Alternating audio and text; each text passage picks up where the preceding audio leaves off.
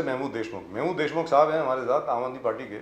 वैसे आम आदमी पार्टी के हैं, लेकिन ज़रा गुस्से में हैं इस वक्त। ज़रा पूछ लेते हैं उनसे क्यों गुस्सा उनको क्यों आ रहा है। महमूद देशमुख साहब नमस्कार।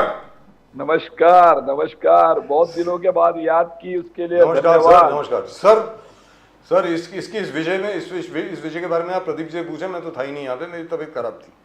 अच्छा, सॉरी। तो हमें तो ये मालूम पड़ा आप आ रहे हैं शो में, इसलिए मैं आ गया आज सिर्फ आपसे बात करने के लिए सर। सो आप इतने गुस्से में क्यों हैं सर, ये बताया जाए। नहीं, कोई किसने कहा आपसे मैं गुस्से में हूँ? मुझे मालूम पड़ा कि आप बड़े गुस्से में हैं, क्योंकि आपके परम मित्र नसीम खान साहब को टिकट नहीं दी गई। एमवीए ने एक भी मुस्लिम कैंडिडेट नहीं दिया पूरे महाराष्ट्र में। मतलब गुस्सा होने वाली तो बात है ही, मैं मानता हूँ। बताएं सर। ऐसे है बजाज साहब, पहली बात तो ये मसला कांग्रेस पार्टी का इंटरनल मसला है, उनका अंदरूनी मामला है जी। जो किसको टिकट दे किसको न दे, ये उनका मसला है। तो इस मामले में मेरा बोलना उचित नहीं है। और अगर आप ये कहेंगे कि भाई किसी माइनॉरिटी को 48 सीट में से किसी भी माइनॉरिटी को टिकट नहीं मिली है ना, तो मैं समझता हूं कि 2004 का चुनाव मैंने देखा है, 99 का चुनाव मैंने देखा है, लोकसभा का चुनाव 2004 का देखा है, 2009 में किसी माइनॉरिटी को टिकट नहीं मिली, 2014 में नहीं मिली, 2019 में नहीं मिली। तो इसमें कोई हैरानी की बात नहीं है क्या?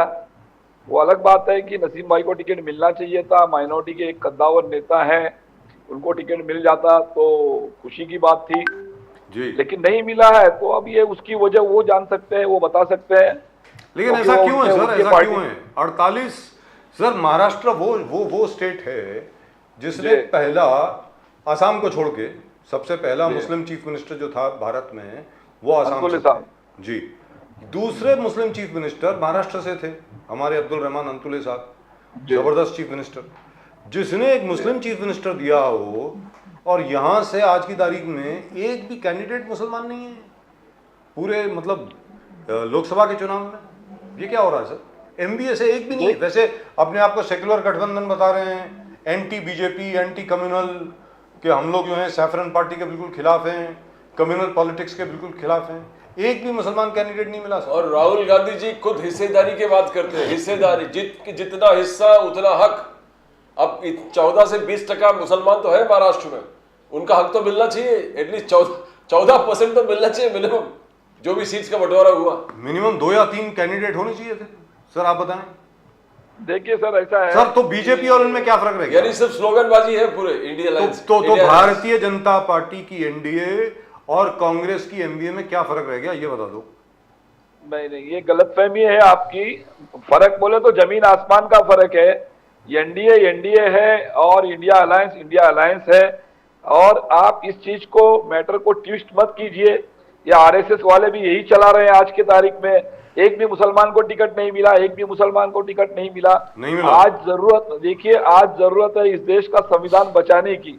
या हिंदू और मुसलमान करने की आवश्यकता नहीं है, इस देश का संविधान बचाने की, इस देश का लोकतंत्र बचाने की आवश्यकता है। तो हम ये आपस में भूल जाए कि हिंदू को नहीं मिला, मुसलमान को नहीं मिला, सिख को नहीं मिला, ईसाई को नहीं मिला, बौद्ध को नहीं मिला, ये कोई मायना नहीं रखती है। इस देश के अंदर जो एक विचारधारा की लड़ाई है, ये हिंदू मुसलमान की लड़ाई नहीं है, ये लड़ाई विचारधारा की है। एक विचारधारा इस देश को तोड़ने वाली विचारधारा है और एक विचारधारा है इस देश को जोड़ने वाली विचारधारा है। जुबैर फारूकी सुनिए, वो और पूरे देश में एक आंदोलन चल रहा है कि महाराष्ट्र में एक जुबैर फारूकी वही व्यक्ति है जिन्होंने बहुत मीडिया में कैंपेन में बीच में अरेस्ट भी हो गए थे, और तो वो दिल्ली से कैंपेन चला रहे हैं कि वाई महाराष्ट्र में आपको सिर्फ मुसलमान वोट चाहिए बट मुसलमान कैंडिडेट नहीं चाहिए। ये क्लियर कट जब कांग्रेस पे आरोप लगता है, पूरा इंडिया अलायंस में लगता है। देखो कहीं ना कहीं ये प्रश्न जरूर है कि हिस्सेदारी न्याय के बारे में बात करते हैं इंडिया अलायंस, हर चीज में बात करते हैं, एक टिकट नहीं दे पाए। और खास करके जब मुंबई में 20% मुस्लिम पॉपुलेशन है, आपके पास एक कैंडिडेट नहीं है किसी पूरे इंडिया अलायंस में, ये पूछने वाली और पूछना जरूरी है।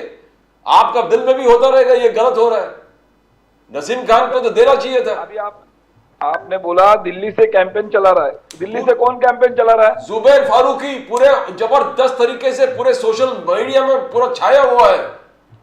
और वो एक ही व्यक्ति है, मगर उसके साथ जुड़ते जुड़ते पूरे मुस्लिम समाज के हर लोग प्रश्न पूछ रहे हैं कि महाराष्ट्र में ये कैसे हुआ।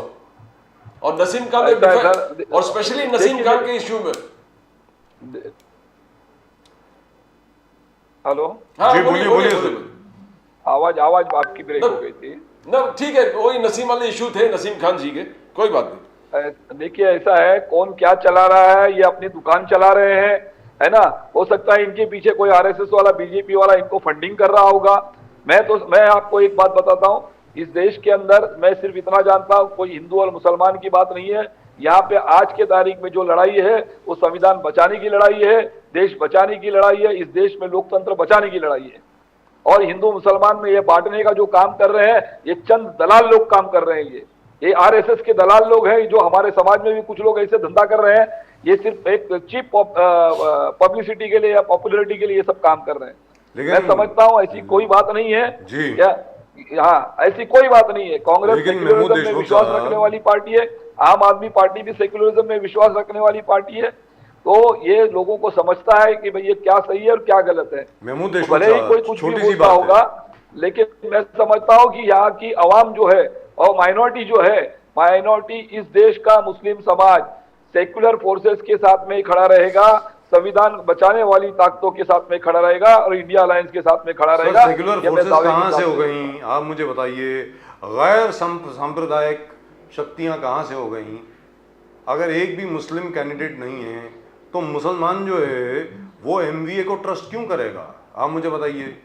एनडीए भी एक भी मुस्लिम कैंडिडेट को खड़ा नहीं कर रही, एमवीए भी नहीं कर रही, तो फिर मुसलमान जो है वो आपको क्यों ट्रस्ट करे? एआईएमआईएम के साथ जाएगा या किसी और के साथ जाएगा? सुनिए बजाज साहब, कैंडिडेट नहीं दिया उसके ऊपर सब कुछ हो गया, बहुत कुछ है। कई लोगों को इस कांग्रेस पार्टी ने एमएलए बनाया, एमपी बनाया, राज्यसभा पे भेजा है ना। यहाँ नहीं होगा तो राज्यसभा पे भेजा जाएगा, कोई ना, और भी तो ऑप्शन है ना, सब्स्टिट्यूट बहुत सारा है। लेकिन कांग्रेस के लोग इसको इशू नहीं बना रहे या इंडिया अलायंस के लोग इसको इशू नहीं बना रहे। मैं समझता हूं कि माइनॉरिटी कम्युनिटी भी इशू नहीं बना रही है। ये चंद दो लोग हैं जो इसको हवा दे रहे हैं, ये अपने स्वार्थ के लिए, अपनी राजनीतिक रोटी सेकने के लिए इसको हवा दे रहे हैं।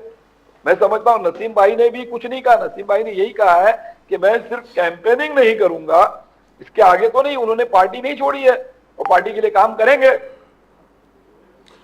और हमारे उत्तर मध्य से, सुनिए, उत्तर मध्य लोकसभा से जिन्हें उम्मीदवार बनाया गया, वर्षाताई गायकवाड़, जो मतलब 20 साल से मतलब वो भी राजनीति में है, वो मंत्री रह चुकी है, एजुकेशन मिनिस्टर रह चुकी है, और वो भी अगर देखा जाए तो वो भी एक माइनॉरिटी कम्युनिटी से बिलोंग करती है। आप जानते हैं कि नहीं जी? अगर वर्षाताई गायकवाड़ बुद्धिस्ट समाज से आती है, वो भी एक माइनॉरिटी कम्युनिटी से आती है। तो अब माइनॉरिटी का मतलब सिर्फ माइनॉरिटी मतलब मुस्लिम नहीं होता ना। माइनॉरिटी तो जो बार बार प्राइम मिनिस्टर मोदी जी बोल रहे हैं अपीसमेंट की, मनमोहन सिंह जी का ये स्पीच था कि उन्होंने कहा कि नेचुरल रिसोर्स, पूरे रिसोर्सेज का पहला हक हर मुसलमान को है। तो आगे जाके मोदी जी ने ये भी कहा कि पूरे ओबीसी एसटी के रिजर्वेशंस भी कांग्रेस जो आपका घटक दल है वो लेके मुसलमान समाज को दे दिया है। तो और उन्होंने आगे जाकर कि जब तक मोदी जी है, धर्म के नाम पर रिजर्वेशंस बिल्कुल मोदी जी अलाउ नहीं करेंगे, बोले जान लगा देंगे, पर ये अलाउ नहीं होने देगा। तो इस स्टेटमेंट को कैसे देखते हो आप, रिजर्वेशन फॉर मुस्लिम्स? देखिए ऐसा है, पहली बात तो ये कोई नई बात नहीं है और इसमें हैरान होने की बात नहीं है। नरेंद्र मोदी की नीयत में कोई शक नहीं है कि इनकी नीयत क्या है माइनॉरिटी के बारे में, मुस्लिम समाज के बारे में, ये जगजाहिर है। इनसे हम उम्मीद भी नहीं करते हैं। और रही बात अधिकार की, हक की, तो मैं आपके चैनल के माध्यम से एक बात बताना चाहता हूं। इस देश की आजादी में जब पहली लड़ाई इस देश में 1757, बजाज साहब 1857, नवाब सिराजुद्दौला की ने जब लड़ाई लड़ी थी वेस्ट बंगाल में, है ना, बंगाल के जो नवाब सिराजुद्दौला थे, 1757 में पहले प्लासी की लड़ाई थी, वो ईस्ट इंडिया कंपनी के खिलाफ लड़ाई लड़ी गई थी, है ना। वहां से लेके अगर आप देखेंगे तो 1947 तक इस देश के अंदर मुसलमानों ने अपने इस देश को आजाद करने के लिए अपनी कुर्बानी दी है। तो इस देश पे अगर मुसलमानों का हाथ नहीं हो सकता है, ऐसा अगर कोई कहता है तो वो बेवकूफ। पहली बात तो यह है कौन, जब इस देश की आजादी के लिए हिंदू, मुसलमान, सिख सब लड़ रहे थे साथ में कंधे से कंधा मिलाकर, उस वक्त ये अंग्रेजों की मुखबिरी कर रहे थे। ये अंग्रेजों की गुलामी कर रहे थे, ये अंग्रेजों की दलाली कर रहे थे, यही आरएसएस के लोग। आज इनके कौन सा अधिकार से बात कर रहे हैं? और ये कौन होते हैं हमारे बारे में सोचने वाले और हमारे बारे में बोलने वाले? इस देश के संविधान ने हमको अधिकार दिया है, हम उम्मीद भी करते हैं। तो डॉक्टर बाबा साहेब अम्बेडकर जी ने इस देश को जो संविधान दिया है, उस संविधान से हम उम्मीद करते हैं, न कि नरेंद्र मोदी से उम्मीद करते हैं। जी, तो आपके मुताबिक ये कोई विषय नहीं है? तो बिल्कुल नहीं है। तो सबसे बड़ा विषय क्या है सर आज की तारीख में? मैं आपसे एक सवाल पूछता हूं, बड़ी डिस्टर्बिंग बात है ये, मतलब आदरणीय अरविंद केजरीवाल जी जेल में, यहां तक कि सुप्रीम कोर्ट ने भी पूछा है कि भाई उनको चुनाव के पहले ही आपने क्यों अरेस्ट किया? लोकसभा चुनाव के पहले ही आपने क्यों अरेस्ट किया? 1 साल पहले भी तो कर सकते थे। ये 2 साल 3 साल पुराना एफआईआर तब कर लेते, अभी चुनाव के पहले आपने क्यों अरेस्ट किया? अब वो क्या जवाब देते हैं वो तो देखने को मिलेगा। नंबर 2, मनीष सिसोदिया साहब वो भी जेल में हैं, सत्येंद्र जैन जी वो भी जेल में हैं, अकेले संजय सिंह बाहर आ गए। तो सर ये विषय क्या है आपके मुताबिक? आपके मुताबिक जनता के सामने क्या सबसे इंपॉर्टेंट विषय क्या है? महमूद देशमुख साहब, देखिए ऐसा है कि ये आप सभी जानते हैं कि झूठे केस में इन्होंने मतलब उनको गिरफ्तार किया है, वो सत्येंद्र जैन जी हो, मनीष सिसोदिया जी हो या संजय सिंह जी हो। संजय सिंह जी को इनको छोड़ना पड़ा, मतलब ये एक चीज साबित हो जाती है कि इन्होंने झूठे केस में उनको फंसाया हुआ था। रही अरविंद केजरीवाल जी की बात है, जैसे अभी आपने कहा 1 साल पहले इनको क्यों नहीं अरेस्ट किया गया, और चुनाव के बिल्कुल सामने सामने इन्होंने उन्हें अरेस्ट किया गया। तो ये अरविंद केजरीवाल जी से डरे हुए हैं, खास करके इस देश का प्रधानमंत्री नरेंद्र मोदी अरविंद केजरीवाल से डरा हुआ है, आप समझे।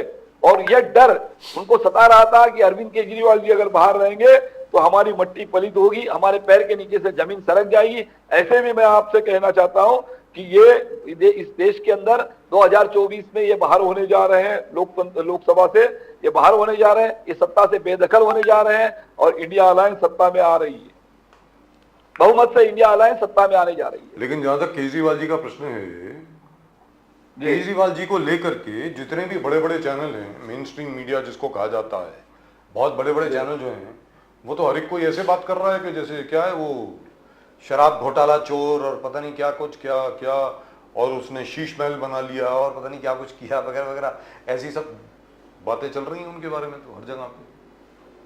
आप तो बोल रहे हैं उनको, आप तो बोल रहे हैं उनको गलत केस में डाला है। जी जी बोलिए सर।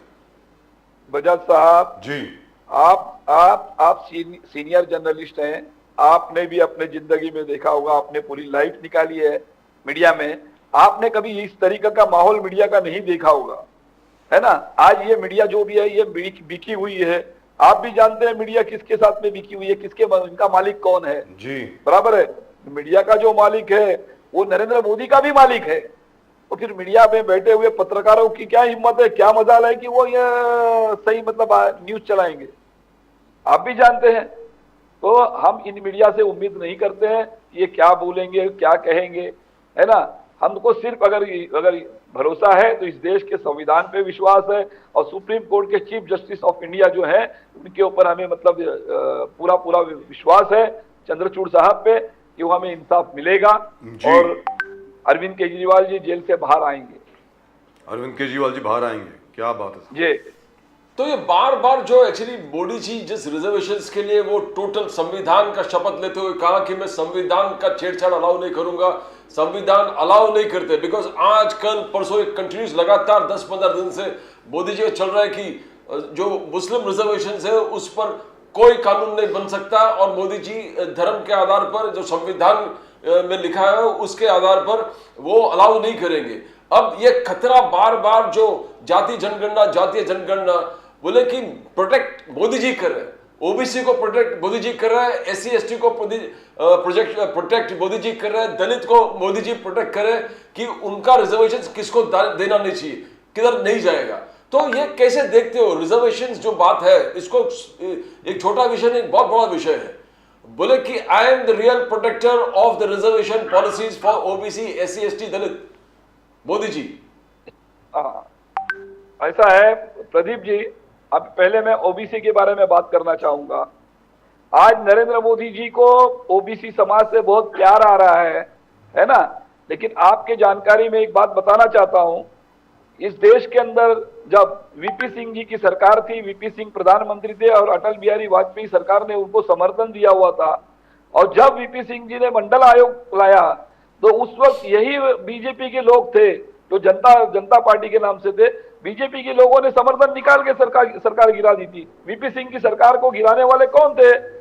यही लोग थे ना, बीजेपी के लोग, जिन्होंने ओबीसी के नाम पे, जब मंडल आयोग के नाम पे, जब मंडल आयोग लाया वीपी सिंह जी ने, तो इन्होंने मतलब समर्थन खींच लिया और वीपी सिंह जी की सरकार बर्खास्त हो गई। अगर उस वक्त अगर मंडल आयोग सही ढंग से अगर लागू हो गया होता, ओबीसी समाज का भी भला होता। तो ये ओबीसी समाज के भी नहीं है, आप दलित समाज की बात करते हो, ये मगरमच्छ के आसूर होते हैं। इस पूरे देश में दलित समाज का अगर एक लड़का अगर घोड़ी पे घर बैठता है दूल्हा बन के, तो उसको पीट के मारा जाता है, सहारनपुर में मारा जाता है, हाथरस में मारा जाता है, दलित समाजों पे अत्याचार किया जाता है, वहां पे इनको दलित समाज दिखाई नहीं देता। आज ये रिजर्वेशन की बात करते हैं, ये देश को गुमराह करने की बात करते हैं। ये न दलित समाज के हैं, न ये ओबीसी समाज के हैं, न ये मराठा समाज के हैं, ये किसी के नहीं, ये किसी के नहीं। रही मुस्लिम समाज के आरक्षण की बात, मैं इनसे एक बात कहना चाहता हूं, मुस्लिम समाज के आरक्षण की चिंता मत करो। इस देश के अंदर 32 करोड़ बेरोजगार लोग हैं, जिस 32 करोड़ के अंदर 83% जो है वो यूथ है। आप उनके बारे में सोचिए, वो क्या दलित है, वो या मुस्लिम है? नहीं। जिस देश के अंदर 140 करोड़ आबादी के अंदर 32 करोड़ अगर नौजवान अगर बेरोजगार है, तो आप समझ सकते हो ये देश को मतलब कौन सी दिशा में। सर 140 करोड़ का फिगर तो बहुत पुराना हो गया, अभी तो 150 करोड़ क्रॉस कर चुका है। अरे 48 बोलिए सर, 48 हो गया, 45 हो गया सर, 150 करोड़ हो गए सर, फिगर सर 150 करोड़ हो गए, सॉरी 150 हो गया, 150 करोड़ हो गए सर। तो 32 करोड़ कम हो गए क्या सर? अरे सर 32 करोड़ का भी आंकड़ा बहुत कम है, असली आंकड़ा बहुत ज्यादा है, इससे भी ज्यादा है। तो ज्यादा है ना, मानते हैं ना? बिल्कुल, आप ही मान रहे, बहुत अच्छी बात है। तो आप मुझे बताइए ना, अगर 50 करोड़ की आबादी बेरोजगार है जी, और ये कहती है विश्व गुरु बनने जा रहे हैं, अरे ये देश के जनता को गुमराह कर रहे हैं। सुनिए, पिछले 10 साल में इन्होंने ये पूरे नाकामयाब हो गए। ये अब इन्होंने कुछ नहीं किया इस देश के लिए, न नौजवानों के लिए किया, न फौजियों के लिए किया, न किसानों के लिए किया, न महिलाओं के लिए किया। आज महिलाओं की बात मैं आपको कहता हूं, मणिपुर के अंदर अत्याचार हुआ, दिल्ली के अंदर जो हमारी मतलब ओलंपिक की जो मतलब गोल्ड मेडलिस्ट महिलाएं जो थी, उनके साथ अत्याचार हुआ। नरेंद्र मोदी जी का जुबान से एक शब्द नहीं निकला। ये एक कैसा इस देश का प्रधानमंत्री कहे या क्या कहे इस आदमी को? ये दुर्भाग्य है इस देश का। पशबंदा मुसलमान का इशू मोदी जी ने लिया। पशबंदा मुसलमान बोले कि अपलिफ्टमेंट अगर किसी को चाहिए तो पशबंदा मुसलमानों को चाहिए, और मोदी जी उस पर वर्क कर रहे हैं। क्या आपको लग रहा है कि मोदी जी दिल से ये बात नहीं किया? क्या उनका अपलिफ्टमेंट जो दलित है, ओबीसी है, हर वर्ग के उन्होंने फंडिंग कर दिया है, एम्पावरमेंट कर दिया है, क्या पशबंदा मुसलमानों की तरफ उनका ध्यान नहीं है या सिर्फ बातें बोल रहे हैं मोदी जी? ये सच्चाई है। देखिए, एक दोहरी नीति देखिए इनकी। एक तरफ आप कहते हैं कि मुस्लिम समाज को आरक्षण नहीं मिलेगा, दूसरी तरफ आप कहते हैं पसमानदा मुसलमानों के बारे में सोचा जाएगा। पसमानदा मुसलमान मतलब गरीब तबके का मुसलमान है ना, और आरक्षण का बेनिफिट जो है अगर वो हिंदू समाज में भी अगर मिलता है तो जो गरीब तबका है वही आरक्षण की बात करता है, वही सब्सिडी की बात करता है। तो यह मुसलमान, एक तरफ आप मुसलमानों को गुमराह करने की बात कर रहे हो, ये पसमानदा मुसलमानों को में आरक्षण देंगे हम लोग, दूसरी तरफ कहते हो मुसलमानों को किसी क्लास में आरक्षण नहीं मिलेगा। तो ये दोहरी नीति बंद कर दीजिए, ये दोगलापन बंद कर दीजिए।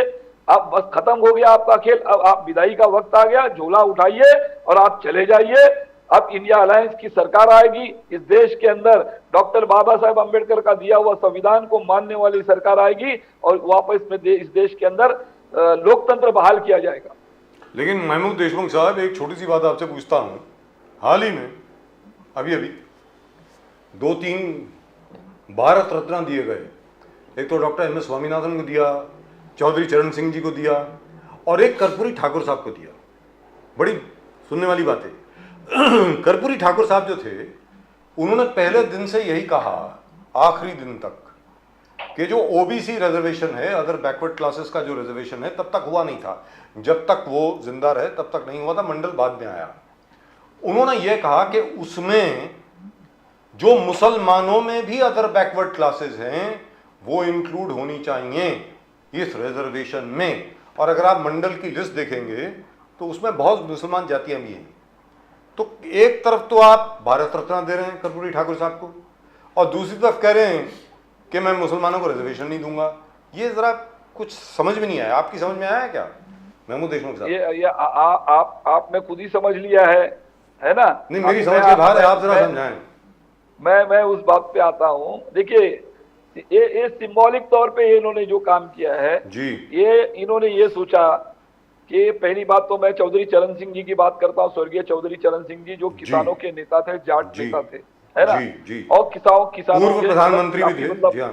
एक वो बेशक, लेकिन पॉपुलर नेता थे, जो एक जाट समाज के नेता थे, किसानों के नेता थे, है ना जी। तो इन्होंने जो हालात खास करके वेस्टर्न यूपी में जो बनी हुई है किसानों को लेकर, है ना, किसान आक्रोश में है, ये इन्होंने सिर्फ एक सोचा कि चौधरी चरण सिंह जी को अगर हमने मतलब भारत रत्न दे दिया तो हरियाणा, पंजाब और वेस्टर्न यूपी ये जो जाट समाज है ना, इनको हम खुश कर ले जाएंगे।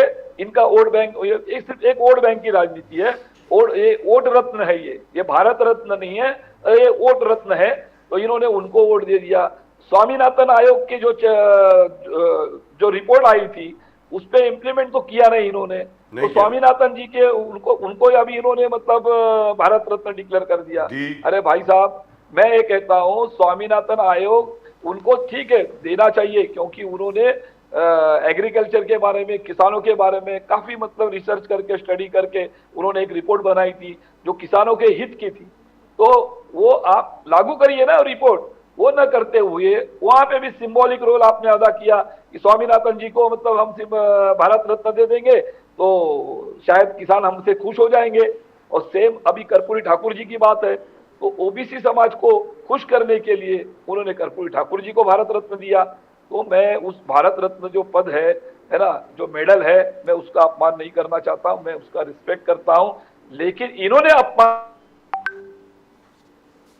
भारत रत्न जो मेडल है इस देश के अंदर कई मतलब हमारी जो बड़ी बड़ी हस्तियों को दिया गया है, महापुरुषों को मिला है, तो मैं समझता हूं पहली बार इन्होंने उसका बाजार बना दिया और राजनीतिक इस्तेमाल के लिए इन्होंने भारत रत्न दिया है। जेल का जवाब वोट से देना है, जेल का जवाब वोट से देना है। सुनीता केजरीवाल जी ने ऐलान कर दिया, पूरे दिल्ली और पूरे जहां जहां कैंपेनिंग चल रही है ये भी है कि जेल का जवाब वोट से देना है।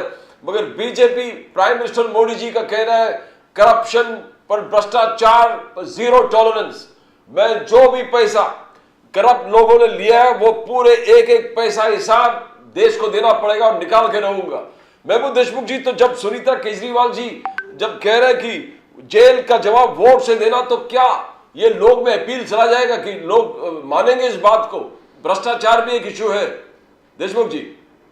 बेशक मानेंगे। सुनिए, सुनीता केजरीवाल जी जो आज मैदान जंग में उतरी है, मैं सलाम करता हूं, इस देश का हर सिपाही सलाम करता है उस बहन को। सुनिए, आज वो जिस धड़ल्ले से, जिस मतलब जोशो खराज से ना आज मैदान जंग में उतरी है, हम सब एक प्रेरणा ले रहे हैं उनसे। इस देश का हर कार्यकर्ता और आम आदमी पार्टी का हर कार्यकर्ता, हर वॉलंटियर उनसे प्रेरणा लेके मैदान जंग में उतर चुका है। और रही बात ये जो कहते हैं कि भ्रष्टाचार को मैं खत्म करूंगा, है ना, तो इन्होंने भ्रष्टाचार को नहीं खत्म किया, सब भ्रष्टाचारियों को अपने साथ में ले लिया। नरेंद्र मोदी जी ने सारे भ्रष्टाचारी इस देश के अगर आप देखेंगे तो उन्होंने सबको अपने साथ में लिया और गारंटी यही दी है। मोदी की गारंटी एक है कि जो भी भ्रष्टाचारी भारतीय जनता पार्टी में आएगा वो जेल में नहीं जाएगा। मोदी की गारंटी सिर्फ यही है, जो भी भ्रष्टाचारी है, जो भी बेईमान है, वो जेल में नहीं जाएगा। ये गारंटी देता हूं, सिर्फ आप भारतीय जनता पार्टी में शामिल हो जाए। और उसका असर ऐसा हुआ, लाइन लग गई है भारतीय जनता पार्टी में जाने वालों की। जितने बेईमान थे सब भारतीय जनता पार्टी में चले गए। आज आपको बता देता हूं, मुंबई शहर का जो किरीट सोमैया जो है, इनका जो ब्लैकमेलर है ना, ब्रांडेड ब्लैकमेलर, जो कल तक आरटीआई डाल के हर नेता की फाइल खोलता था और उसके खिलाफ कंप्लेन करता था, उसको जेल कटघरे में खड़ा कर रहा था। बराबर है। और उसके ऊपर फिर कार्रवाई होती थी, ईडी की नोटिस, सीबीआई की नोटिस, इनकम टैक्स की नोटिस आती। और जब उसके ऊपर कार्रवाई का शिकंजा बढ़ता गया, जब वो बीजेपी ज्वाइन कर लेता था तो फाइल बंद हो जाती थी। आज जब उस किरीट सोमैया, आप मुझे बताइए ना, यामिनी जाधव के बारे में किरीट सोमैया की क्या राय रहेगी? यामिनी राहुल शेवाड़े के बारे में किरीट सोमैया क्या बोलेगा, या भारतीय जनता पार्टी के लोग क्या बोलेंगे? ये बोल सकते हैं क्या? मुझे आप बताइए।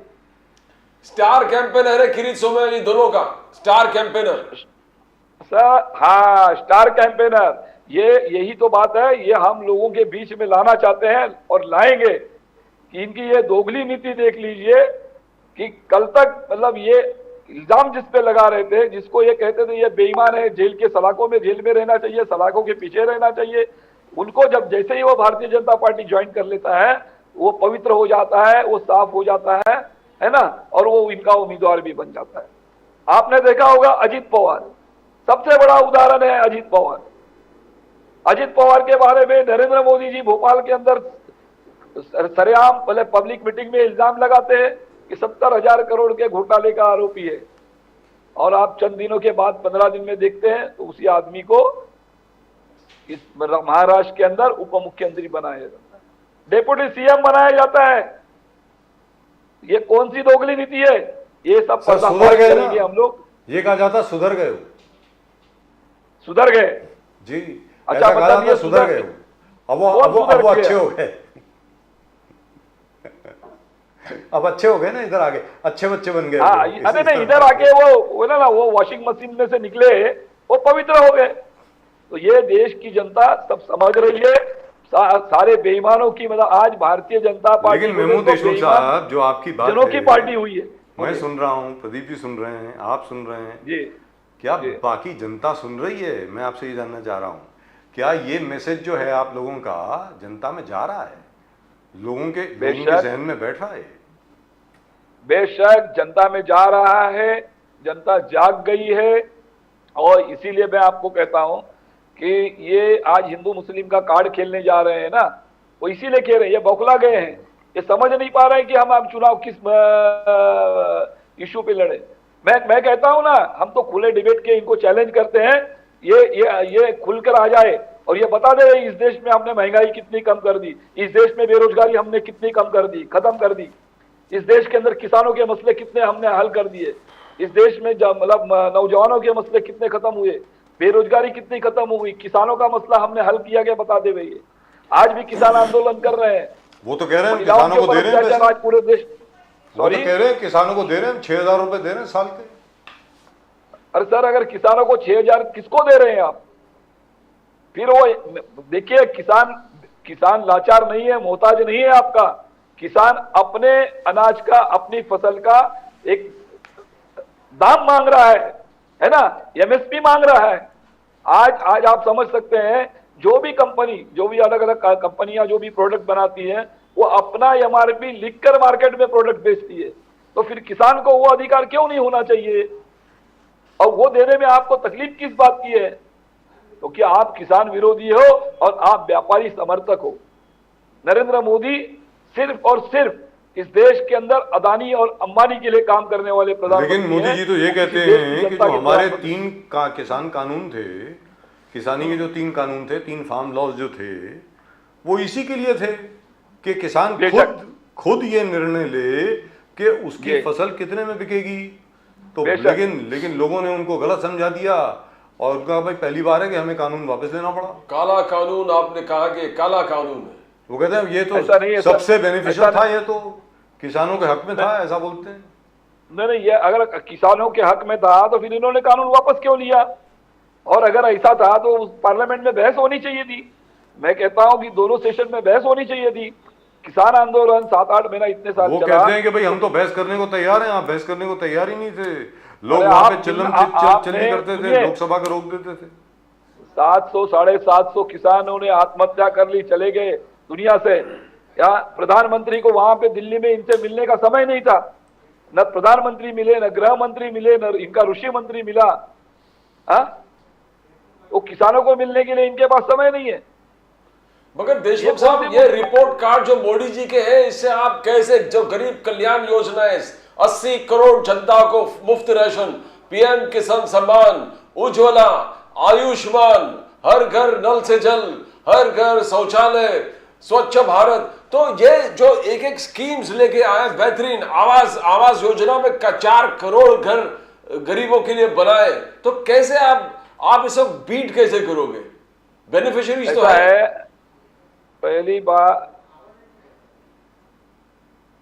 बोलिए सर, बोलिए। हाँ, नहीं, मेरा आवाज रुक गया था। ऐसा है प्रदीप जी, ये कहते हैं 80 करोड़ लोगों को फ्री में अनाज मिलेगा। मतलब आप 80 करोड़ जनता को हैंडीकैप बनाना चाहते हैं, लाचार बनाना चाहते हैं, मोहताज बनाना चाहते हैं, या तो ये आप मानते हैं कि आज के तारीख में इस 10 साल के अंदर 80 करोड़ देश की आबादी जो है वो लाचार मोहताज है, वो जो सिर्फ मतलब इनके दिए हुए अनाज के ऊपर पलने वाली है ना। लेकिन मैं आपको ये कहता हूं, हम अरविंद केजरीवाल जी का सपना था, वो इस देश की 140 करोड़ आबादी, आपके हिसाब से 150 करोड़ आबादी है, वो सबको अपने पैर पे खड़ा करना चाहते हैं।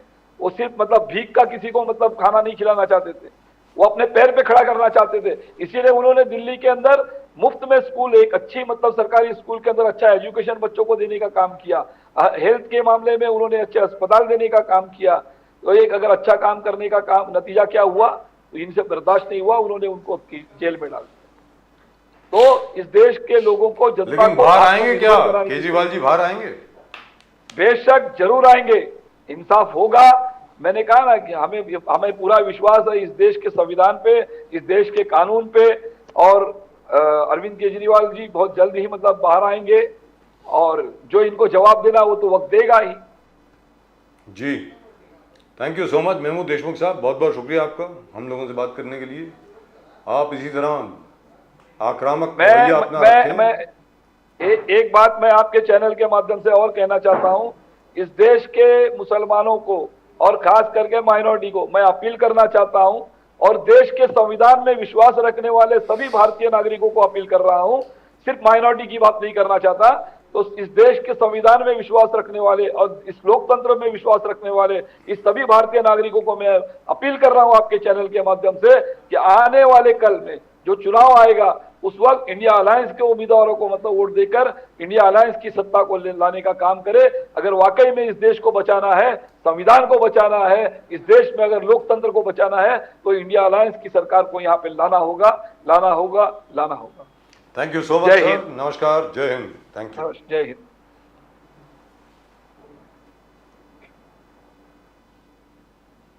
So Pradeep ji, in terms of what we were thinking, Mr. Mahmood Deshmukh could be somewhat angry and frustrated at the fact that not even a single Muslim has been given a nomination or has been nominated for a single seat by the MBA. Or probably doesn't like Naseem Khan. He refused absolutely to talk about that. I'm not just talking about Naseem Khan, even otherwise. Yes.